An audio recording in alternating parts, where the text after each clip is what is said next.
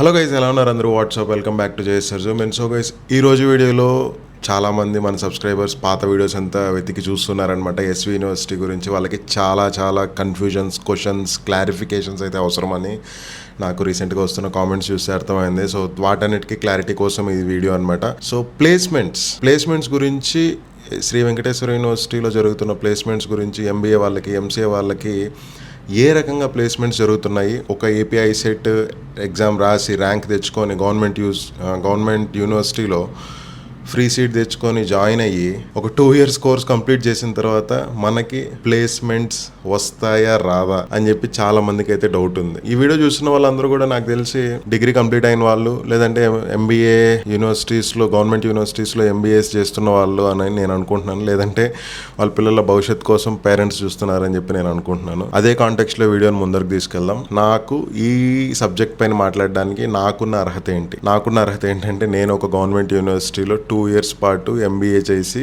బయటికి వచ్చాను. అండ్ ప్రస్తుతానికి ఒక 3 yearsగా ఎంఎన్సీలో జాబ్ చేస్తున్నాను. అఫ్కోర్స్ కంపెనీస్ మారాను అనుకోండి. ఒక 3 yearsగా కార్పొరేట్ వరల్డ్లో అయితే ఉన్నాను. అండ్ గవర్నమెంట్ యూనివర్సిటీలో చదువుకొని బయటికి అయితే పాస్ అవుట్ అయ్యాను. ఫస్ట్ థింగ్, నేను 9 చదివినప్పుడు నా పరిస్థితి ఎలా ఉంది, ఇప్పుడు సిచ్యువేషన్ ఎలా ఉంది, ఈ టాపిక్ మాట్లాడుకుంటే 2019 to 21 బ్యాచ్ నాది.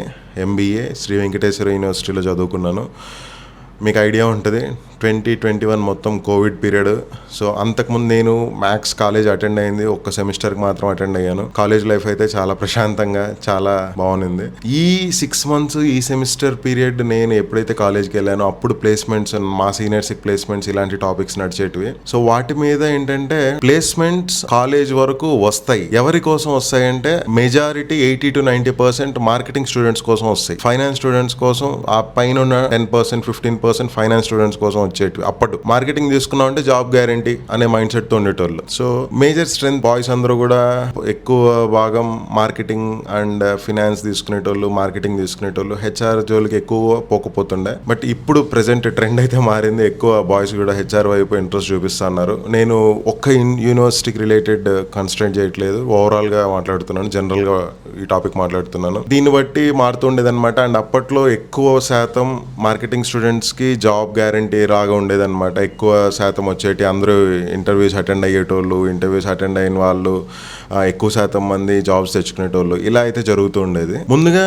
నా విషయానికి వస్తే, నా బ్యాచ్ విషయానికి వస్తే, 6 months కాలేజ్కి వెళ్ళిన తర్వాత ఒక సెమిస్టర్ ఎగ్జామ్ రాసిన తర్వాత కోవిడ్ లాక్డౌన్ అయింది. మొత్తం క్లాసెస్ అంతా ఆన్లైన్లో జరిగాయి. దాని తర్వాత ఎప్పుడో కానీ ఎగ్జామ్స్ ఉంటే తప్ప కాలేజ్కి వెళ్ళకపోతుండే. ఎగ్జామ్స్ రాసి మళ్ళీ ఇంటికి వచ్చేస్తుండే. అలా జరుగుతుండేది అనమాట. మా బ్యాచ్లో ప్లేస్మెంట్స్ విషయానికి వస్తే చాలా లిమిటెడ్గా జరిగాయి. నాకు తెలిసి hardly 10 to 15 members campus placement అయితే in the overall strength of 120 members, అంటే లెస్ దాన్ 10% అని చెప్పొచ్చు క్యాంపస్ ప్లేస్మెంట్స్ అయితే కంప్లీట్ అయినాయి. గవర్నమెంట్ యూనివర్సిటీస్ లో మీకు ఓన్లీ మీ డిపార్ట్మెంట్ ఇచ్చే ప్లేస్మెంట్సే ఓరియంటెడ్ మీకు జాబ్ వస్తుంది అంటే నో. గవర్నమెంట్ యూనివర్సిటీస్ లో ప్లేస్మెంట్ సెల్ అని అయితే ఒకటి ఉంటుంది. మీరు Day 1 జాయిన్ అయినప్పటి నుండి మీరు చేయాల్సిన పని ఏంటంటే, క్యాంపస్ లో ఏమేమి జరుగుతున్నాయి, క్యాంపస్ లో ఏమేమి ఫెసిలిటీస్ ఉన్నాయి, క్యాంపస్ లో స్టూడెంట్స్ కి రిలేటెడ్ ఏమేమి ఆపర్చునిటీస్ ఉన్నాయి, ఏమేమి ఈవెంట్స్ జరుగుతున్నాయి, అందులో మన కాంట్రిబ్యూషన్ ఏమన్నా ఇవ్వగలుగుతామా, మనం పార్టిసిపేట్ చేయగలుగుతామా అనే విషయాన్ని మీరు ఎప్పటికప్పుడు అప్డేట్ చేసుకుంటూ, అనలైజ్ చేసుకుంటూ మీరు పార్టిసిపేట్ చేస్తూ ఉండాలి. సో ఇది ఖచ్చితంగా మీకు హెల్ప్ అవుతుంది. ఎందుకంటే ఈ 2 years టైం పీరియడ్ లో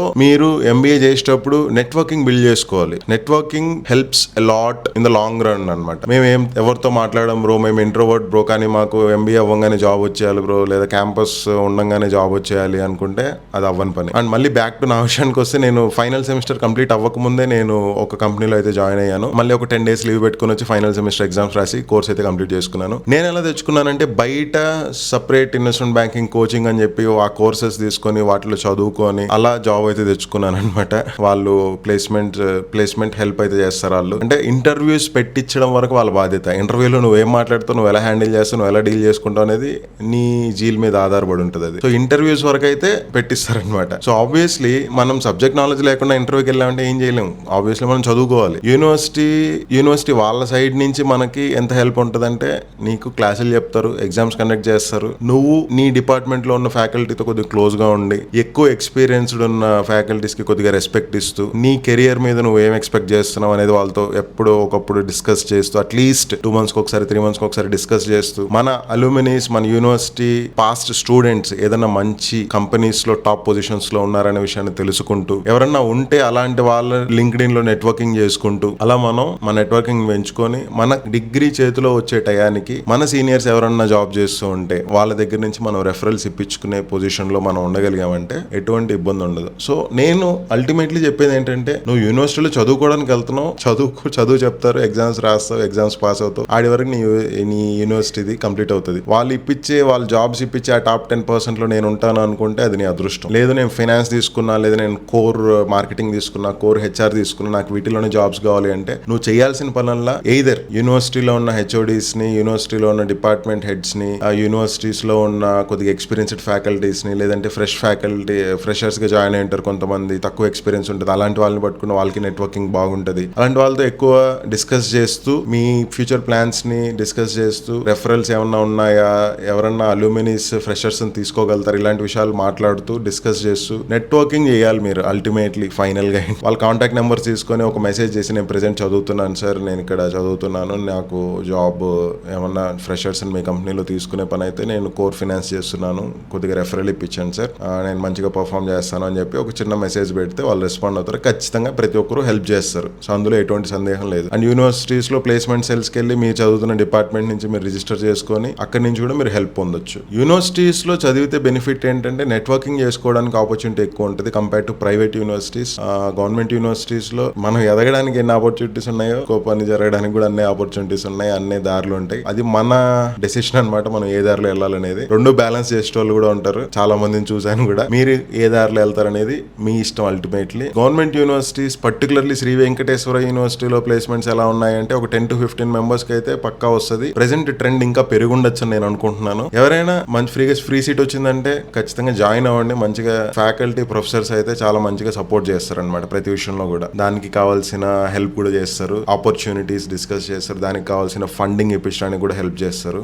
మీరు చేయాల్సిందంతా ఏంటంటే మీ సైడ్ నుంచి కరెక్ట్ వేలో ఎఫర్ట్ పెట్టాలి. కరెక్ట్ వేలో మనం ఎప్పుడైతే మన సైడ్ నుంచి ఎఫర్ట్ పెడతామో ఆటోమేటిక్గా మన చుట్టూరు ఉన్న మన నెట్వర్క్ కూడా మనల్ని పుష్ చేయడానికి ట్రై చేస్తుంది. అదే అనమాట. ప్లేస్మెంట్స్ గురించి ఎక్కువ ఆలోచించకండి. ఆ 2 years జర్నీని మంచిగా ఎంజాయ్ చేయండి, చదువుకోండి, మంచిగా సెటిల్ అవ్వండి. క్లారిటీ వచ్చిందని అయితే నేను అనుకుంటున్నాను ఈ వీడియో చూసిన తర్వాత. Thank you so much for watching. ఇప్పటివరకు వీడియో చూసింటే ఛానల్ని సబ్స్క్రైబ్ చేయండి.